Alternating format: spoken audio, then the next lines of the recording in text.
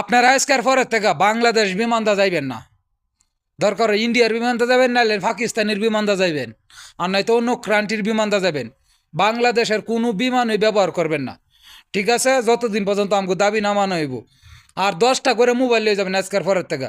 যে এয়ারপোর্টের মাঝে আপনারা টর্চারিং করবো, নানান তা করবো, সিধা বন চটকানা গালের মাঝে মারা দিবেন। এয়ারপোর্টে যত বড় কর্মকর্তা হোক, ঠিক আছে? আমরা প্রবাসীরা আছি, আমরা রেমিটেন্স তো বদ্ধ করছি, আমরা রেমিটেন্স তো দিমই না। 10টা করে মোবাইল নেবেন, আপনার টাকা দিয়ে আপনি মোবাইল নেবেন। 10টা নেবেন না 20টা নেবেন, এটা আপনার এখন তো ব্যক্তিগত ব্যাপার। কোনো খানকির ফুলা, কোনো চান্দির ফুলার ক্ষমতা নাই আপনারা কিছু কৌনের।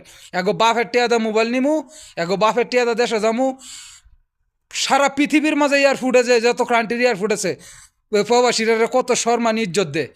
আর বাংলাদেশ এয়ারপোর্ট এটা হলো সুরের বন্দর।